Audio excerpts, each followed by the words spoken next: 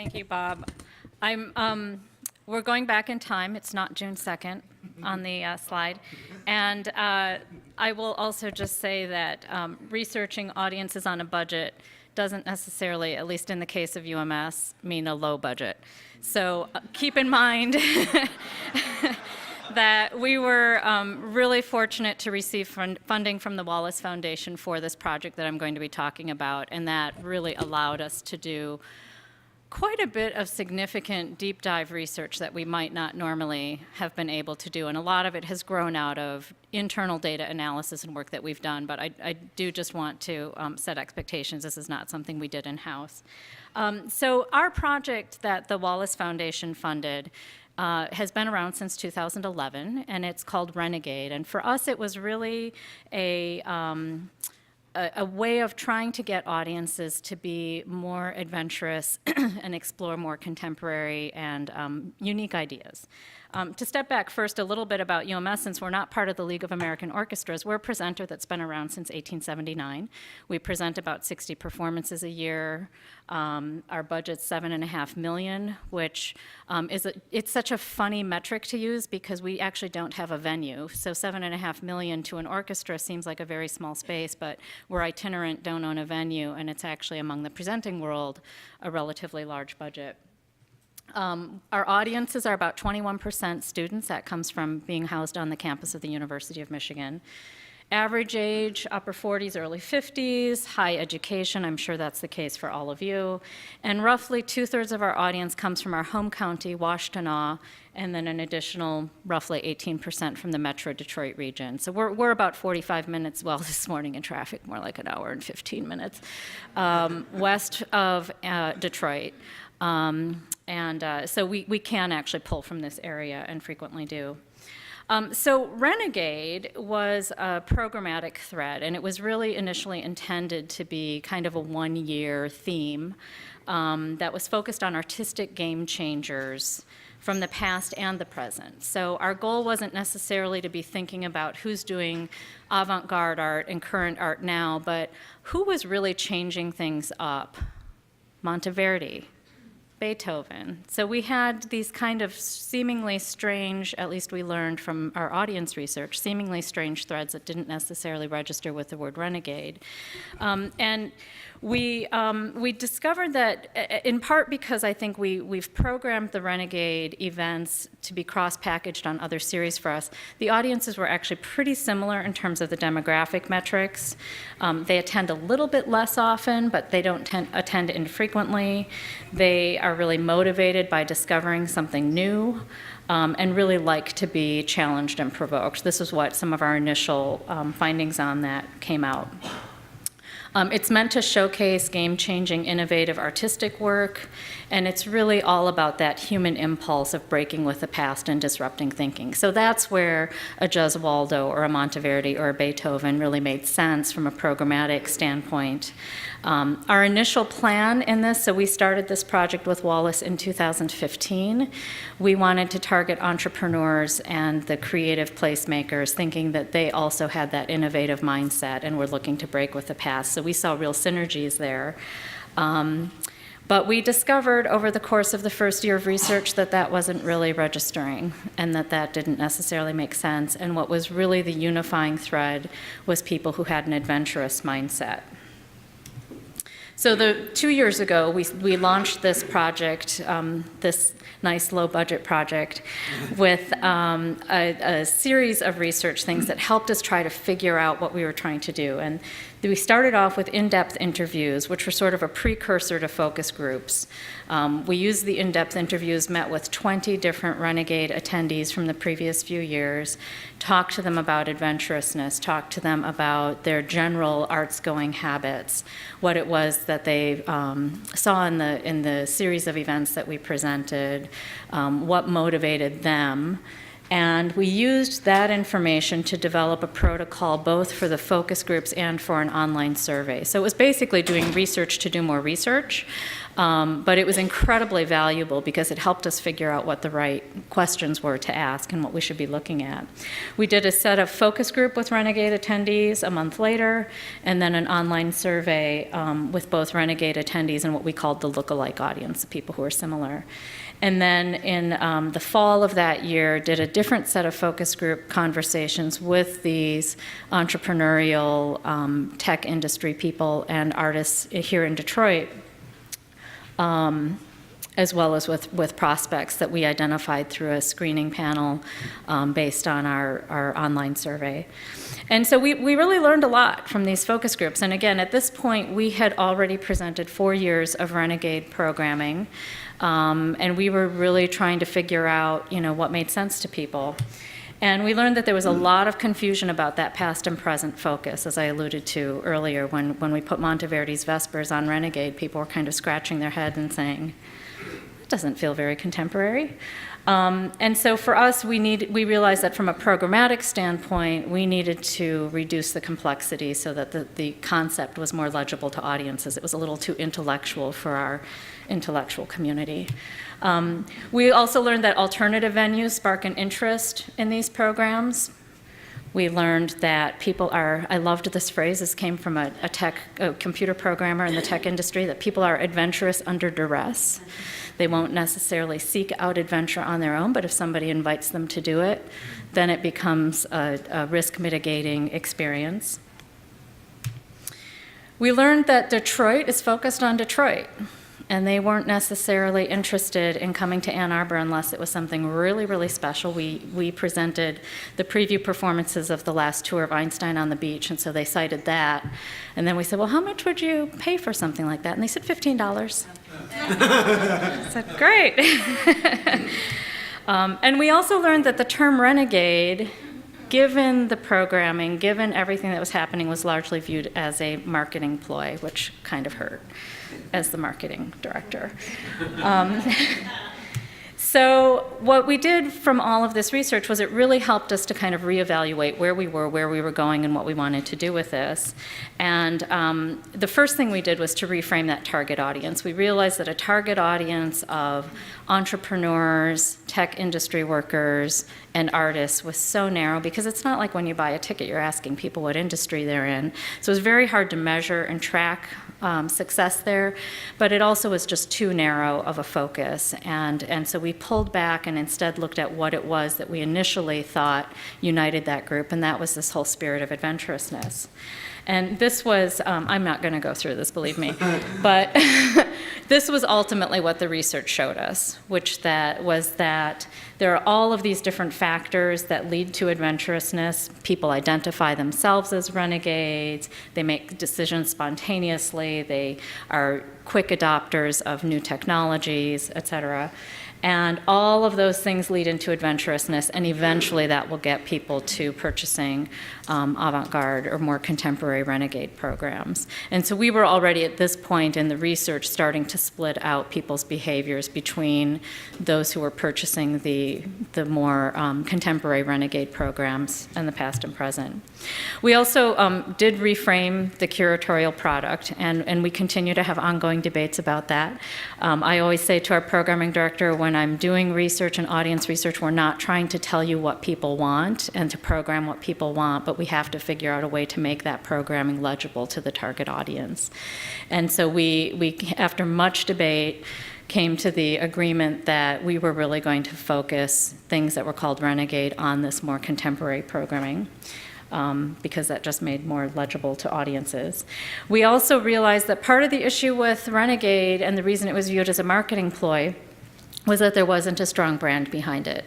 And brand not necessarily only in the sense of the visual communications, but also in terms of when people went into the venue for one of these performances, it felt exactly the same as if they went into the venue for the Chicago Symphony or the Berlin Philharmonic or the Martha Graham Dance Company. There was nothing that really distinguished Renegade events from our other events, and that people really needed something to signal it was different. And we have a blank slide. So these were some of the, and I know Bob's going to talk about this later, but one of the things that we did in the initial focus groups was to put a few different branding concepts in front of people just to get some feedback. So this was, again, 2005. We had just started the research. This was with people who attended Renegade performances. And here was one. It's a little funky, but the type is, says shift, and the type shifts. Very clever. We put that in front of people. We put this, which says shift the conventional with a backward slash. We had this was a classic moment in focus groups that you never ever forget, where a lot of people on our staff liked this idea of the asterisk, and then on the, there's a little thing on the bottom that says something about preconceptions. I actually can't even read it here, I'm sorry to say. But one of the focus group attendees said, looks kind of like Teletubbies. And the head of our design firm was in the room and said, okay, we can't ever use that again. Whoa. There we go. And same type of thing. So we put all of these in front of people, and what we really found was that they were too brandy. The tagline, people who are renegades don't want to feel like they're being marketed to, and these all felt very polished and very markety. And the tagline really wasn't something they were interested in. Put a couple of different logo marks in front of people, but nothing really, I love the one on the right because, of course, you would think that renegades could figure out that that's not a Z, but they're like, what is that? Turning their heads. So this is, uh-oh.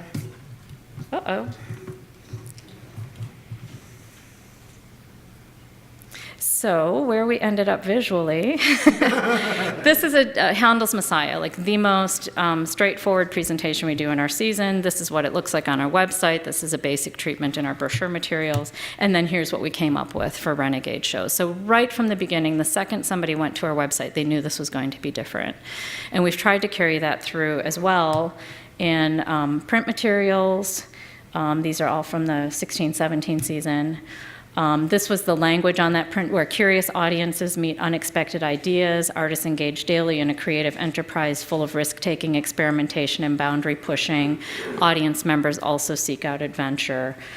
So we, kind of framed it in that way to really be much clearer about what the expectation was on these programs.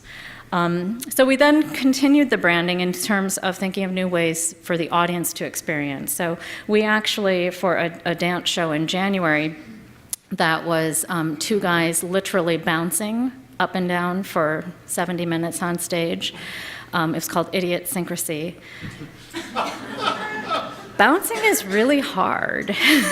People wondered if it was dance, but it's really hard.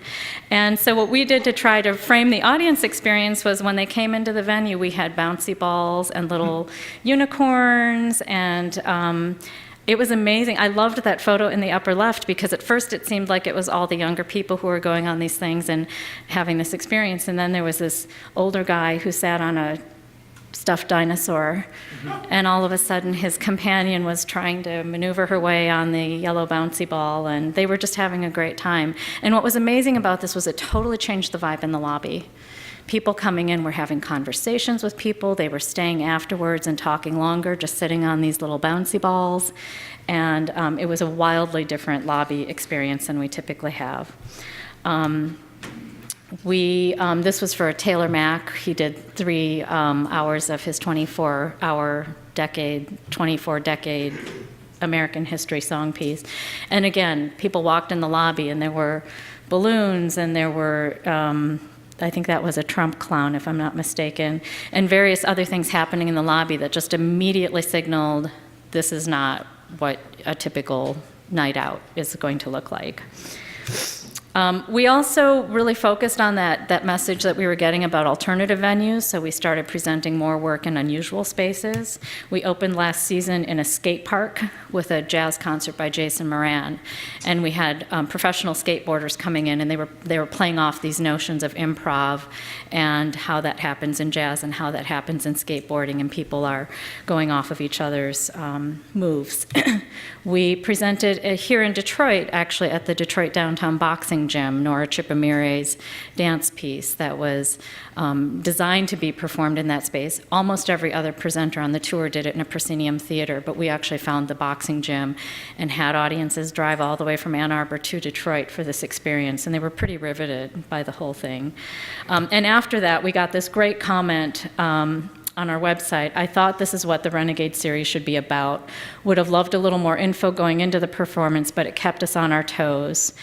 3 performers filled the space for an hour plus. Kudos. Was it dance? Was it theater? Who cares? It worked. Loved the Detroit-Ann Arbor connection. We're a region, not an island.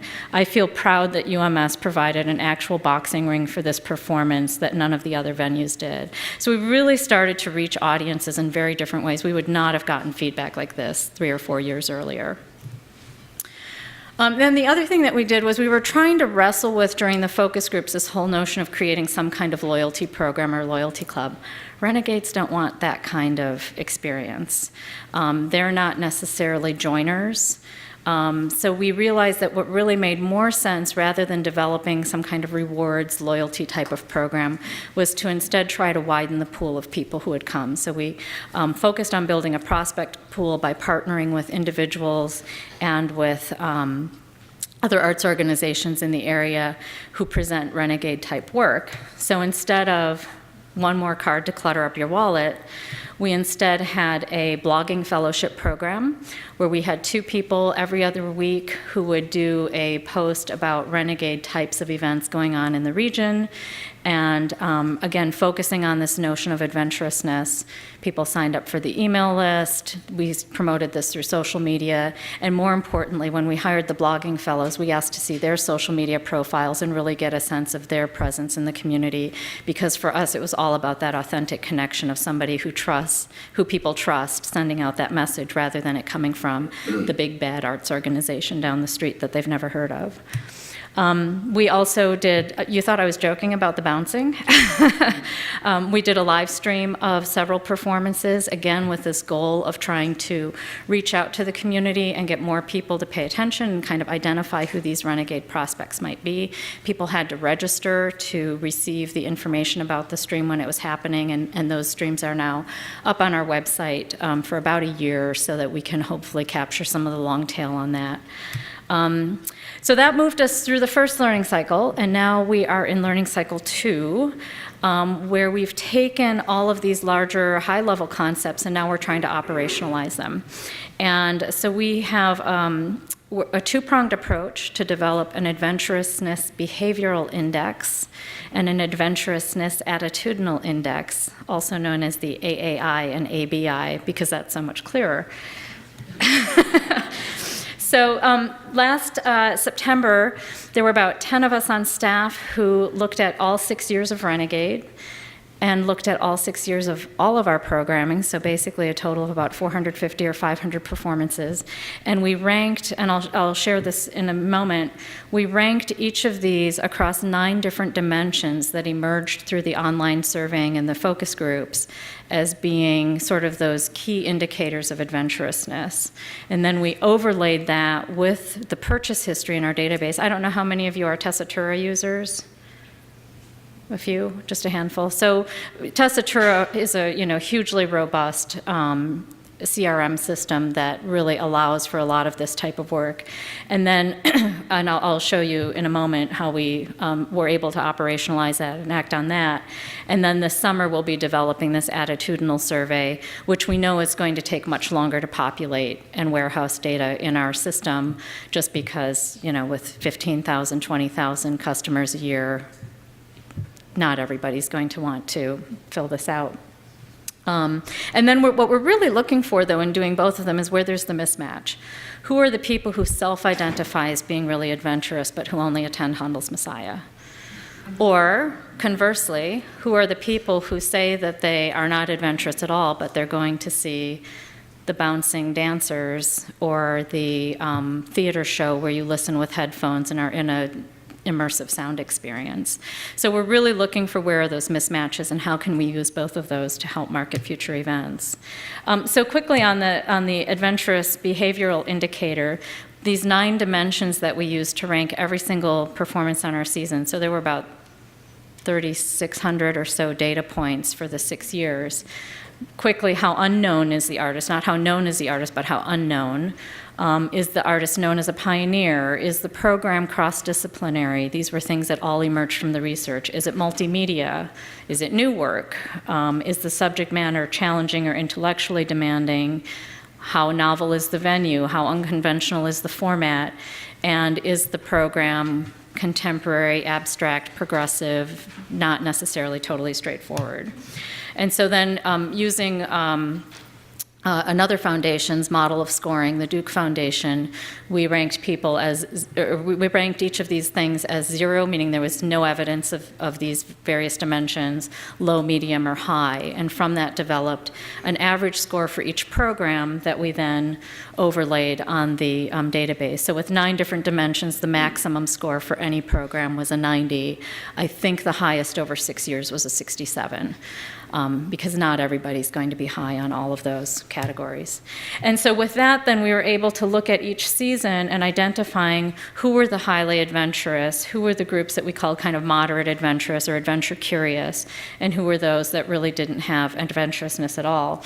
And roughly 19% of our database fell into that top category over the 6-year period, and we can now, filter and change that.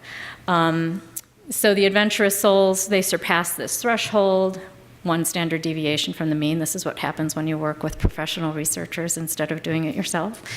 And then the adventure curious was those, and again, because this was an average over many, many concerts, if people attended a lot, they tended to be pulled down more into the adventure curious category because they had so many other events, since Renegade is a small part of our season, that kind of brought down the average, so to speak. But they were people who have some affinity.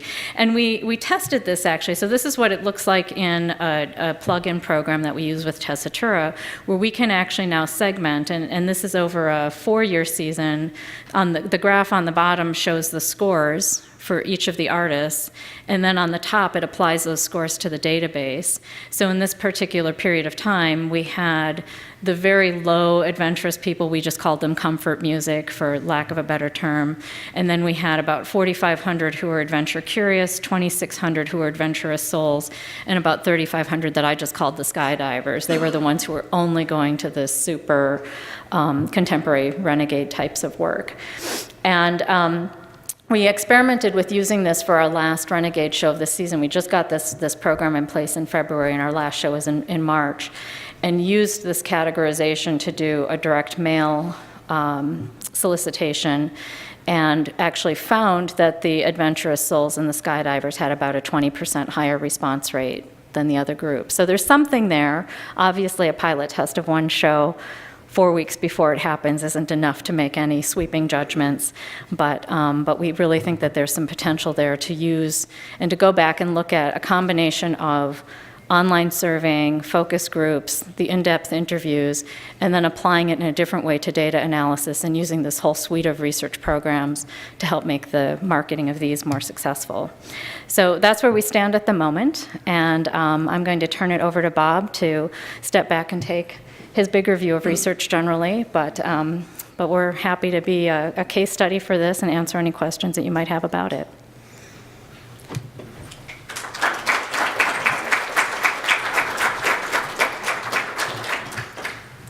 Good morning, and thank you. And I actually am going to talk about low-budget research. I'm just going to, in the interest of time, skip over some stuff here. Because what I want to do is tell you, oh, I went too far. I don't think I can do it. All right. I'm a market researcher, and I do program evaluation also, and I was asked by the Wallace Foundation to work with some of the organizations that they were giving funding to figure out why is it that some had successes when others didn't. This actually came out a couple years ago. I'm not going to talk about it today. What we found is there were sort of 9 effective practices that worked across any kind of organization trying to build a new audience. So this is all about building new audiences, and these are practices that worked if you were performing arts, visual arts, large or small. This is from a report called Road to Results. But there was one practice in particular that was a real game changer, and it's called taking out the guesswork. We called it taking out the guesswork. That's because all of these organizations were trying to have success with audiences that they weren't targeting in the past, and with audiences that they didn't know anything about, and there was a lot of guesswork involved. Usually the initiatives were over several years. The first year or two was a lot of floundering. Then they would actually do audience research and figure out what this audience wanted. And they were actually able to then build programs that in many cases doubled or tripled their audiences. Now, audience research is important because it can do 3 things. Or they found that it could do 3 things. First, help you learn about audiences, pinpoint the barriers that are keeping them away, but also figure out what's attracting them. Also create more effective marketing, learn how to talk to them. We know how to talk to our current audiences, but our new audiences need a different language sometimes, or images that we use can be off-putting. Audience research also helped track some progress. Now, a lot of organizations do research. A lot of organizations, I should say, collect data and think it's research. But I guess some may be in this room. But what I'm talking about, though, is organizations, and I have to say, I'm using budget examples here. They had to be smart. They didn't have time. They didn't have money. So they weren't going to get information that was nice to know. They said, all right, what are our questions? What are the questions that we have? And they really went through this process. What's the blind spot? We want to target 18 to 34-year-olds. Well, we don't know even where they are. What is that? And they built a research design carefully from that. What I want to do is give you some examples of some low-cost research that followed some very good, effective principles of formal research that you could buy. But they had blind spots, sort of questions they wanted to answer, and they moved from that to a design, took the research, the findings from the research, and then moved that right into action plans. Now, I don't want to get too geeky today, but there is just sort of one, if you give me like 2 geeky slides, that's the only researchy stuff you're going to get. But it's an important distinction I want to leave you with because it's a mistake I see many people make. There are 2 types of research, really. You can think of 2 types of research for 2 types of questions. Sometimes the questions we have are sort of quantity. How many, how much, what number? You see polls all the time. How many people support, this politician or this piece of legislation? If your questions are how many people went to the website and read the program notes? How many people went to the cafe or bar during the intermission? You want to do a survey. That's what surveys are great for. They can count, you can compare over time, you can look and say, wow, last year, 20% of our audience was 18 to 34. This year, it's 30%. We're making movement in that audience that we want. There's another type of data, though, that we get, and Sarah's project really spoke to it. Sometimes the data isn't numbers. Sometimes it's stuff that a survey could never tell us. A survey could never tell us that renegades don't want to be marketed to. A survey could never tell us how to build loyalty with renegades. That's when you have sort of how and why questions. That's when you don't want to do a survey. If you have how and why questions, don't do a survey. And I'm saying this because I can't tell you how many times I get people like, oh, we did a survey, here's the data, what does it mean? And I can't help you. It's too late now. You want to do things like focus groups or in-depth interviews. And I'm going to show you some of those, how that you can do that inexpensively as well. For those of you that aren't familiar with focus groups, because I'm going to talk about those a little bit today, that's when you can really get the how and the why. You can have a discussion with you can have a discussion and talk to people in your target audience. What a focus group is, in case you haven't seen one, it's a moderated discussion, or it should be. There's somebody there leading a discussion, and you've got 6 to 8 target audience members, people who are very like-minded. You wouldn't, for example, want to mix older and younger people. You wouldn't want to mix people from different economic backgrounds. They tend to be polite. They don't really speak to each other very well. You want to get them really sharing. They're 90 minutes to 2 hours each. And they can be done. Now, this is how we do them formally. I do these formally. I sell them. I'll give you my card later. But that was a joke. But I want to tell you that these actually can be done inexpensively. You can do something that looks like this, and that's effective. The example I'm going to give you, the first one, actually isn't from the Wallace Foundation. I took it from the web. Actually, it's from the California Symphony. It's their Orchestra X. I don't know if anyone is familiar with California Symphony and Orchestra X. I encourage you to read. It's great. It is fantastic stuff. And the executive director said, "Feel free to share." So I'm sharing. But what they did, they wanted to build their audience with Gen Xers and Millennials. So they had some go to a concert and then talk about their experience. And I'm going to give you, if you search for Orchestra X California Symphony, search for that, it comes right up, because I searched for it to do this. So search for that, it comes right up. It's a long, lovely blog post. It will give you lots of insights about this audience. What they did to get these insights, hour and 20-minute discussion with Millennials and Gen X at a local craft brewery. All had recently attended the concerts. I'm going to give you a tiny, tiny piece of what they heard, just the kinds of things you can hear when you do this. The website did not have the kinds of information that would help these folks, help those newcomers to figure out which concert to attend. They don't know what a concerto is. They don't know the significance of Rachmaninoff's Second Symphony. They don't know those things. So, and they did, and that, California Symphony, like many of us, we're so used to talking to our current audience, didn't realize, wow, we have to put that stuff on it. So on their concert landing pages now, there's less jargon. There's bullety fun facts that explain the significance of works of musicians. And there's also links to Spotify. They also put up a newcomer's guide, but I think a lot of people have those. When do you applaud, that kind of stuff. The interesting thing was, I know a lot of us struggle with this, and this is in any performing arts, not just orchestras. How much new work do we present? Do we present the hits? What do we do? What about the programming? They thought they might hear you should do pops. You should never, ever do Rachmaninoff.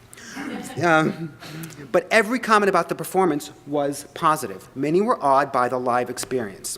And that's, I guess, not surprising. What's interesting, though, is they just needed a way to get into it. The reason that familiar works sell is because people go, oh, I know that. Well, you give people a connection. If they don't know it, give them a connection, and that's what they heard. They actually found, everybody at the discussion that they had, they remembered this one thing from the program note about Rachmaninoff's Second Symphony, that it shouldn't have happened, that he fancied himself this great composer, but he wrote his first symphony, I guess you all know this, and fell into a deep depression afterwards, but then it happened, and they all remembered that. The points about the music theory completely lost on them, which is fine, but your other audience members will probably appreciate that. But to get these folks, put that in there. No one asked for a shorter concert or called out composers they didn't want to hear. And I love this quote because I tell you, every time I work with an organization that does audience research, that's scared about should we be doing more familiar works, I get this quote, but it's said by somebody else. We stop stressing over the concert program. We don't have to do a movie concert or ask if we need to do more pops or wonder if we can get away with programming a lesser-known composer instead of Beethoven or every other concert. Sarah had a great way. She just said, we have to find a way to make that programming legible to the target audience. That's what you have to do. The one thing that's disappointing, I could go on and on about Orchestra X and California Symphony. The one thing for me, for somebody who loves research and wants to share its magic, there's very little detail about how you do this. How do they pull off this focus group that they did? So I'm going to share with you some examples that don't come from that don't come from orchestras, but they are completely translatable. Groups that said, we don't have budgets for focus groups, let's do some research. The first one I want to give you is the Isabella Stewart Gardner Museum. And I picked this one just because they did so many things that if you're going to do this, you want to follow their principles. And they're written about in that book, Taking Out the Guesswork. So you can get the full scoop there. But they just followed every single successful principle of good research. Just if you don't know the museum, it's in Boston, and it was created around the turn of the 20th century by Isabella Stewart Gardner, an art patron. It's her own personal collection. She built a palazzo on the Boston Fenway. It's a Venetian-style palazzo. It stands out a bit on the Fenway, but fine. They get a lot of visitors, 250,000 a year, and it's good size, $16 million budget. Now, the staff at the museum believed that 18 to 34-year-olds were very important to the future of the museum, but they didn't have any programming targeting them. They kind of talked about it for years, but it was totally blind spot. Like, we could do that, but no one knew how they would do it or what they would do. So they figured, okay, well, let's look at we know from other research that people have done that young people like social interactive stuff. So here's just an idea. Let's create this appealing entry point for young adults that's social, interactive, after hours. I'm sure you've seen this in whatever city you're in. All museums do this now. They'll have a monthly theme. It'll be interactive. It'll be targeting young people, unique atmosphere. But the thing was, The Gardner Museum sort of liked the idea, but they didn't, because they thought, you know what, we've seen people do this before, and they sacrifice their mission. People come for the drinks, and they don't stay for the art. And Gardner herself left a big stamp on the museum that lives to this day. Gardner believed that you didn't have to understand historic movements about art or know anything about art to appreciate it. What she said was, she believed was, you just observe, and if you have conversation, that will draw that out. And that was really critical to the Gardner's philosophy. We have to have people looking at the art. We have to have them experiencing the art. We can't have this. They said, all right, okay, maybe we can. So they said, let's do our own research. We got two blind spots here. First, what program is going to appeal to this audience and also fit the vision for the museum? And remember, this is their educational philosophy, personal experience. You want to personally experience the art through conversation. The other thing is they knew really well how to reach older folks in Boston, but not younger people. Do we go to student newspapers? Oh, let's put up stuff in the student union. All these ideas, we don't know what's going to work. And I love that they did this, because this is the first step of research. You ask yourself, what do we want to do? And then what don't we know? So many times I get this phone call twice a week. Hi, we want to research our audience. And I don't mean to, it sounds, of course this is it. But I get this call and we want to research the audience. And they tell me all the things they want to know. I'm like, well, what are you going to do with that information? And let me tell you, every time, and I bet some people have done this survey themselves, they do the big survey and then it never gets used. The data may not even get entered. But if you're really focused and say, these are the things we don't know, let's do a focused research project on this stuff will get used. And here's how they did it. The director of program planning, not a researcher, she ran 3 two-hour discussion groups. And they were with, she got 3 groups there were 2 groups from staff from several different departments, visitor services, security, their friends, their family, and a group with museum volunteers. Oh, and this is how they got them to do it. They were in a conference room at the end of the workday for 2 hours, and the incentive to get them to participate, pizza and refreshments. And people did stay after work, and they actually said that they were flattered to be asked their opinion. And this is, I just love this too, because what they did is they said, okay, this is low-budget research, but we take this very seriously. We're going to write a formal discussion guide, just as if this was a focus group, tightly linked to research objectives.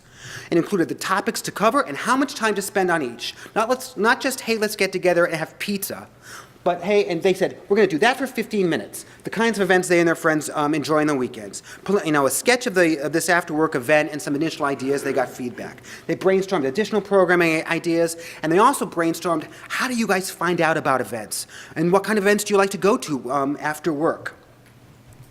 Here's what they heard in their low-cost focus groups. They heard that museums are not relaxed social places. They're actually pretty stuffy.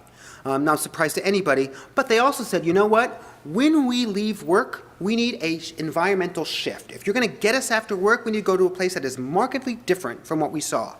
And well, what is and Julie asked the woman doing the focus groups, well, what does that mean? We want a variety of activities, a lot of stuff to do. That hour-long tour that we do, no way, because we want to punch it up, make it a lot of things we can do with our friends in one night. So there's those are happening, something's really happening. Also, the docents that we have at many museums, and you can walk, I'm from New York, so the Metropolitan, the docents are really well-dressed, they're older, and they're really smart, and I will never ask those people a question in my lifetime. They're so intimidating. So I'm going to ask my question, right? Like, what is that? And so they said they need to be approachable. You've got to mix that up. And the thing is, the research, I love this, the research didn't tell people what to do, because sometimes, Sarah said this too, people think the research is going to tell us how to program or what we should do. No, the research makes you smarter. The research says, okay, young adults want social, interactive, and a range of choices. What does that mean to Gardner, who had a vision that people should personally experience art through conversation? We're going to create an artistic salon. That's where the two things come together. That has a variety of activities. That's social. That's interactive. Let me just give you a flavor of some of those things that they did. They have a courtyard, and they said, okay, there are drinks in the courtyard, that's it, nowhere else, not in the galleries, signaling that, yes, you have left your office. There is a DJ in the courtyard, you have left your office. Then they have these wonderful short gallery talks. Instead of long tours that go through all the galleries, one person stands there, and for 15 minutes, he or she is pointing out works around the room. If you're with your friends, you can break away for a few minutes, and you can come back. They also have very short half-hour music concerts. Gardner Museum, by the way, has the longest continually running music program in the United States. Yeah, you may not know that. They also have social art making, which is where you can watch hipsters every third Thursday make art. And they have this wonderful idea. They heard that people wanted interactive. They came up with this idea of gallery games. And what you have to do is you have to find, it's sort of like scavenger hunts, and you have to find things in the art, and then you trade cards with people. So it mixes social, it gets people talking about the art. It's really fantastic. And for those evenings alone, they got young, you see the woman on the left, that's the volunteer that they have working. So she looks very, very approachable, at least to this young audience. They also got great information about how do we spread the word, because they didn't know. They thought student newspapers and stuff. No. Young adults, no surprise to a lot of people here, I'm sure. Social and non-mainstream media. So they did text messaging and social media campaign. Instead of student newspapers, they advertised in Boston's alternative newspaper stuff at night. They deployed these street teams of people that went to events. In the focus groups, people said, we go to Fashion Week, we go to Fenway Red Sox games. So they actually deployed street teams of people to hand out cards. Hey, there's this cool event at the Gardner, you should check it out. And when they started this, they actually thought, it's a small museum. They thought, fingers crossed, we'll get 250 people to come. That's what they thought. Well, the first year they were getting 500 a night. And they were so successful with this event, and it continues today. Now it's been at least 6 or 7 years. 900 people a night. This all born out of low-cost, free reason. It cost them, what did it cost them? Oh, I have it here. It cost them pizza and beverages. Now, it's completely disingenuous, though, for me to stand up here and say this is low cost, because you bet it costs a lot of time. And I've worked with a lot of organizations that have done this, and they all say this to me. You cannot underestimate the time that goes into this. The staff did all the work themselves. Recruiting the participants, the 3 to 4 weeks you have to allow for. They wrote the discussion guide themselves, and that's up to 2 weeks to do that. They moderated the groups, and also they wanted the research to be taken seriously. This is so important. So what they did is they built an expectation around it. In the museum, there will be a presentation on this date. So they didn't just go back with a bunch of scribbled notes. They actually wrote a presentation, and that gives the thing credibility. Just a couple quick caveats. Actually, I'm going to skip that. I do want to go to something else. I want to take you to another example. And actually, the caveats are in taking out the guesswork. If you really do want to read that, get to that in detail. One thing that you can look at the Gardner numbers and say, well, that seems pretty successful. They got 900 people, but who were they and what were they doing? Remember, the Gardner really wanted to have young people come.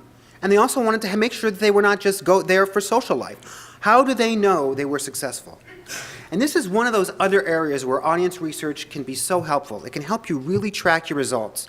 We all know, a lot of us, I'm sure, that Churn study by Oliver Wyman, and then like the son of Churn and the other study that came out of it. That we know that it's just a little depressing that, people will come, but they won't come back, Doing audience research, you can figure out what's working, what's not working, how do we fine-tune the event? Not just who's coming and what are they doing, but how do we fine-tune the event? And surveys are great. Now remember, these are great because what you can do is you can sort of get counts and measures of things. How many people, of what groups? That's when you really want to do a survey, and surveys are valuable. It can tell you the following kinds of things. Who's coming, like 20% newcomers, or 15% 18 to 24-year-olds, or what percent are Latino? What do they do, or what do they visit? Did they go to the pre-show talk or the bar? How'd they hear the program? This is a great question to ask. I can't tell you how many organizations I've worked with that have used this and realized that their marketing isn't effective, and then they've saved themselves tens of thousands of dollars by doing that. Also, was it a good experience? That's a critical one to ask. Are you satisfied in the way you return? The great thing about a survey is when you start to get lots of surveys, like over a few hundred surveys, you can then slice and dice the data and say, okay, this we know, this who's coming and all that stuff, but then you can compare different audience groups. You know what? Newcomers love it, but the people that are traditional people don't like it, or things like that. So, 85% of regular visitors say they'll return, but only 25% of newcomers say they will. It's great stuff. Here's the survey that Gardner did, and I love this survey because it's one page and it is short and sweet. And it's also a copy of it's included in Taking Out the Guesswork if you want to get it. But they were very, again, focused around, you know what, if you can do a long survey, and I bet those of you that have done it, no one's going to take it. They said one page, and they had actually volunteers administer it. as people left the event. And then, how did you hear about the programming? What did you do? Who are you? And I'll give you the kinds of things that they heard. First, who came? They found that they were hitting the target demographic really well. 66% of the people were in the target audience, which was fantastic. The other thing they heard about was that 89% were visiting the galleries, and that's huge. 89% of the people came and visited the galleries. They also asked them, what was your favorite activity of the night? Half of the people said, my favorite activity of the night was visiting the galleries. So that's less than the people that visited the Courtyard Bar, was only 2/3. So more people were doing the galleries than doing the bar. And that was wonderful because that, first of all, let them know they were on track. It also got them in really well with the curators. Many of the curators, and I talked to one of the curators who said at the beginning, I'm worried about this, I don't like this, I don't know if this is who we are. Now she's like, this is such a great way to get, she does curator for some of the newer pieces, this is a great way to get my exhibits, or the things that I'm presenting, to get good attention, because I know this actually works. So it helped them build credibility. It also helped them realize things that weren't working. So, I didn't include here, but they asked them, what have you been doing? What did you do? And what was your favorite activity? And actually about 20% did this thing called a self-guided tour that somebody's, every month they would do this event, and somebody would write a new self-guided tour. And 20% were doing it, and they knew that because the sheets were gone by the end of the evening. But only 2% said it was the favorite thing that they did that night. So they realized, we're spending a lot of time on this thing that's not working, on this clunker. The interactive games, though, even though only 1/3 were doing it, they all loved it. So this survey helped them figure out, these are the things that are working, these are the things that aren't. They dropped the things that weren't, and then they doubled down on the things that were. Now, you do not have to be, actually, I want to give one more example, because if you've ever seen me talk about research ever, you have seen me talk about my very favorite research example in the world. And it is because, and I've been doing research for 20 years, for all kinds of organizations. And this organization is the San Francisco Girls Chorus. And what they did, this is the girls' chorus, and they wanted to target an audience beyond friends and family. What they are is they're a chorus in San Francisco, the leading chorus for treble voices in the world. They've won 5 classical music Grammys in the past 10 years, 5. They've performed for President Obama. They have toured the world. They've played at Lincoln Center in New York just last year. Actually, again this year. Odd thing is the audience was friends and family. This is an organization that's won 5 classical music Grammys, but this happens to choruses everywhere. They perform for friends and family. Classical music patrons, people that would go see Baroque or chamber music concerts, weren't going to see the girls' chorus, even though they were clearly offering stuff that they would like. So they did a couple focus groups, and what they did is, I won't go into detail about the focus groups, they paid for those, but I will tell you about their cheap audience survey. They got classical music patrons in, and I'll just tell you quickly, the classical music patrons, people that were going to other things like the opera or the symphony, but not the chorus, they actually didn't know anything about girls' choruses. When you say girls' chorus, they hear Glee Club, they hear jazz hands and Disney and show tunes. They did not realize the artistic potential that this ensemble could win 5 classical music Grammy Awards. They also looked at the marketing, which is great, and they showed classical music patrons this, which was their web landing page. And they said, wow, is that the Girl Scouts? It looks like a class trip. All wonderful things, but not what classical music patrons are going to pay to go see. So they changed their marketing, they changed the way that they presented themselves in a lot of different ways, the front of house experience. But after spending all that time, they wanted to say, are they actually coming to the concerts now? Because you look at the concerts, you look at the audience, I don't know, they could be classical music patrons, they could be this audience that we want to get. So they did this really clever audience survey, and it's clever because it's this really tiny organization. They do not have the bandwidth or the money to do a big survey. They actually tried a big survey, and nobody filled it out, and nobody had the time to enter the data, so nobody looked at it. Then they did this. This is my very favorite audience survey, and actually I have it here. This is an audience survey, and this is seriously one of my favorite pieces of research, and it's my favorite piece of research because they were so consistent. This is so small and so manageable that at every single concert they were able to get a read of who was in the audience. They stuffed it in the programs, they made announcements before the concert, during intermission, and they had people to gather it with badges on, and people filled it out. 35% of people that went to the concerts filled this out, and that is great. They got wonderful data. And they only had 6 questions on here, and they were super smart because they said, all right, we got to ask what we need to know. We could ask a lot of things, but two of the big money questions were to figure out if they were actually classical music patrons that were not connected to the chorus. So, have you attended any of the following types of performances in the past 6 months? Opera, symphony, orchestra, etc. And are you a friend or relative of someone in the chorus? And they actually found they increased this audience by 33%. And that was just the first 2 years, and they've been increasing it. So the number of classical music patrons that have been going has been increasing, and they have been able to track it through continued research. Wonderful example of low-cost research, and it really fits a few guidelines of that. They developed a plan, and they stuck to it. The survey, once they gave it, this was it. And they had dedicated personnel and ushers to administer the survey, which was great. It didn't just get left aside. They didn't just leave it out. Hey, fill this out if you want to. They really made sure they had a system in place. And of course, a shorter survey is always better. If you are going to do a survey, I encourage you, I really, like the survey that you have at the end. It's very short because we want you to fill it out. If it was 2 or 3 pages, you'd probably go walking. And your patrons will too, right? The other thing is, if you do a long survey, and I've seen many organizations do this, they do get respondents, but they get their favorites. They get the people that know them and love them. If we're trying to build a new audience, it's not going to help us. This will help us, because a new audience member will not see this as intimidating, and they'll just fill it out and be on their merry way. I get asked a lot about online surveys. And online surveys, is there a place for them? I guess there's a place for them. I don't like them, especially when we're talking about building new audiences. Look, on-site surveys, a survey like this has its issues, okay? One is visitors won't complete a long survey. This is your space. This is what you really should limit yourself to. It requires a dedicated staff and also crowd control. If you've got people giving it at the end when they're leaving, they're going to block the exits. That's why we have people collect it during intermission or do all those other things. Online surveys are a popular alternative given that they're easy to administer and they're cheap like SurveyMonkey. But look, it draws a very limited portion of your audience. You can only give it to people whose email addresses you have. They're going to be your fans. You're not going to get newcomers. You're not going to get the guests of newcomers. People that are coming for the first time, you're not going to get them.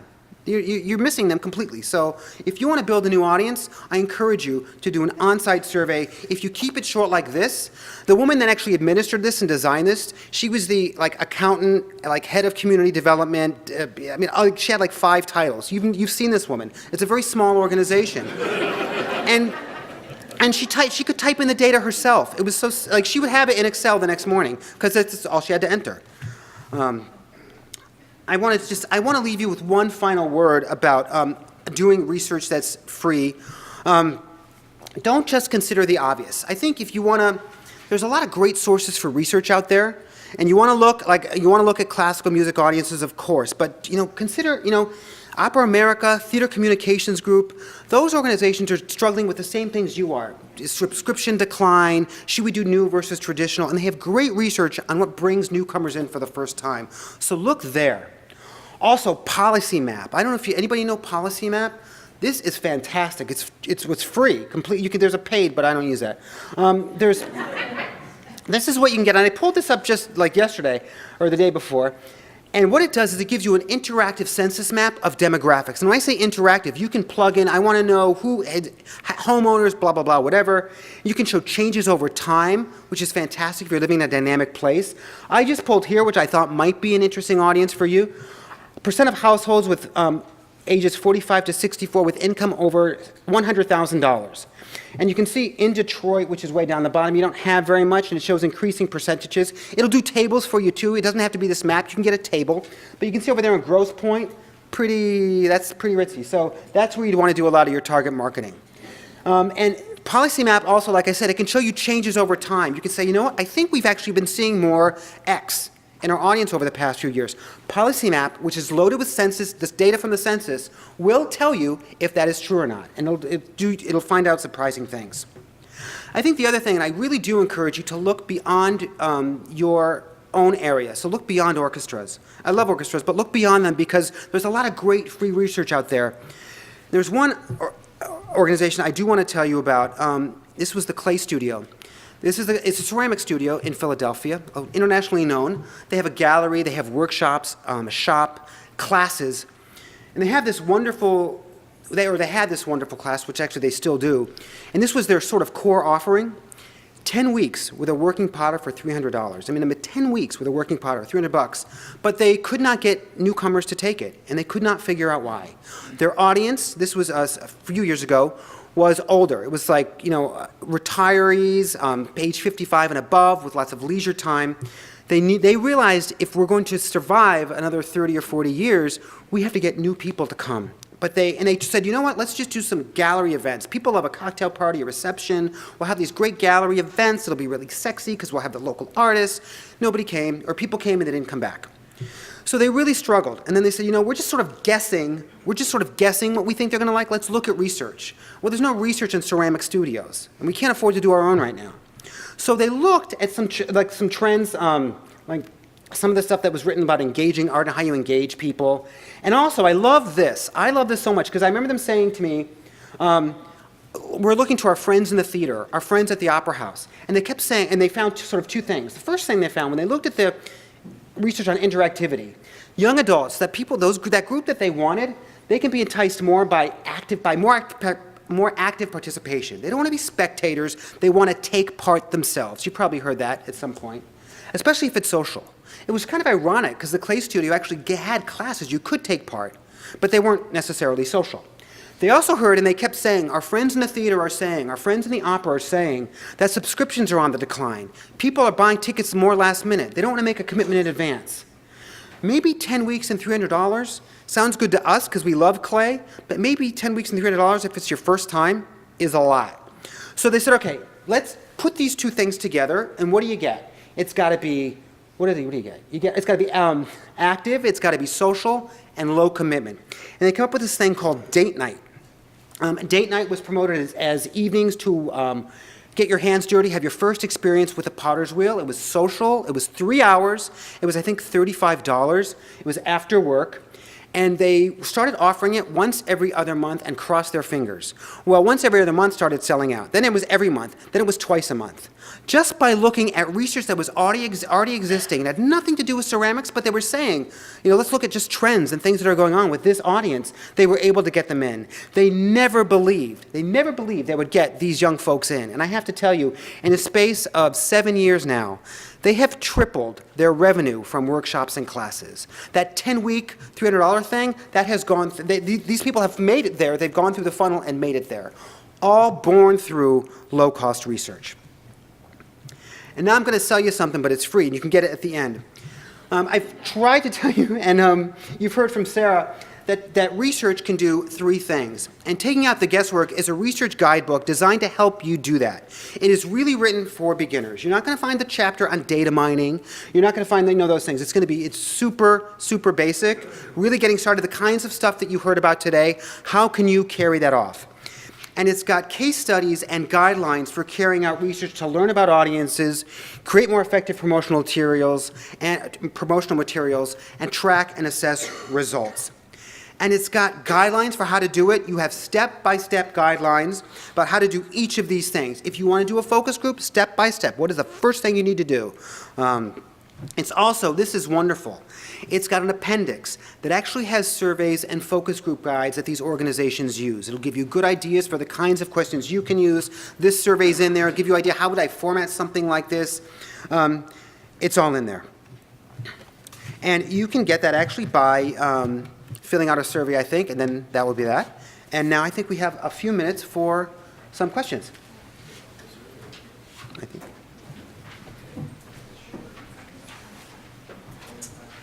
Thank you for your presentation. My question is going back to that Gardner Museum. Mm-hmm. And did they find that people, after they had aged out of the young adult, 18 to 34 or whatever the age range was, did those people then become members, or did they continue coming, or did they just come because it was fun when they were young and then they stopped coming? That's a really interesting question. Did they get turned on to the art? Right, so the question was, did people from in the 18 to 34-year-olds, once they aged out of that, did they continue to go, or maybe did they go during daytime visiting hours, or did they just go to that event?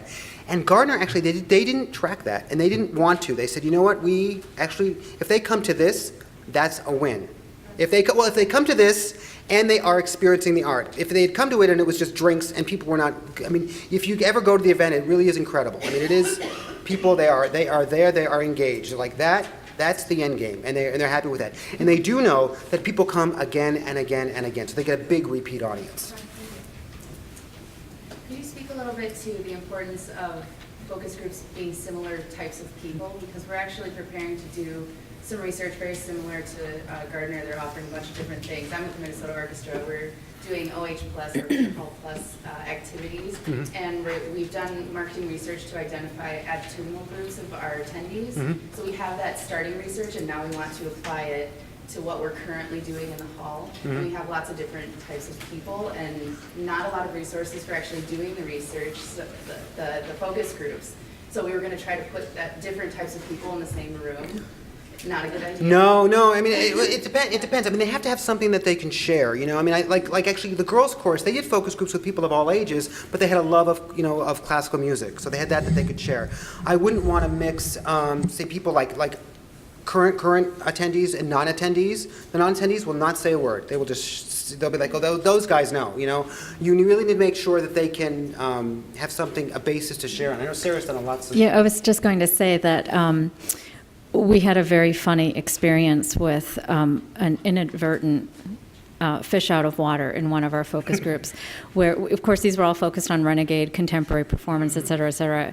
And one woman came in, and we started off the icebreaker question, how do you spend your free time? And she said, I comb my cats.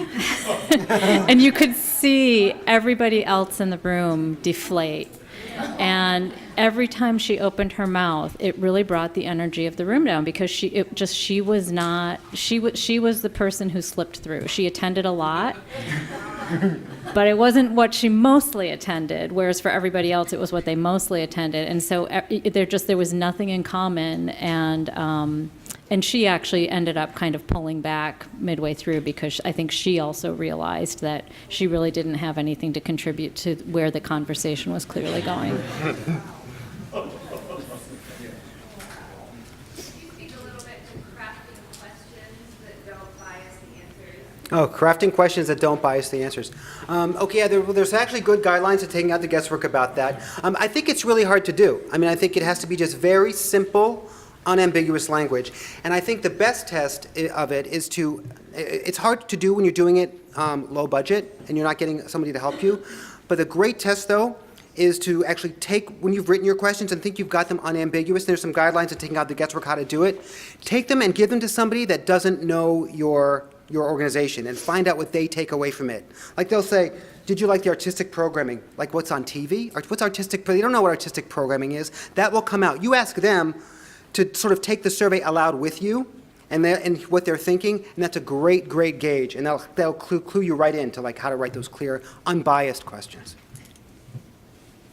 I have a question about your venue, alternate venue versus artist unknown. Do you have a sense of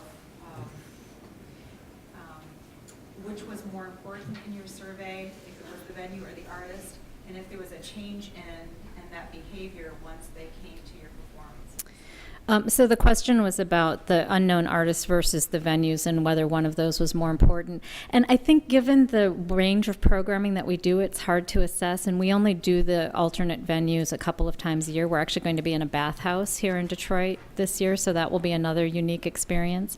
I think there's something about venue and people just wanting a new experience, and so venue is one piece of that, but an artist that they don't know can also be the new experience.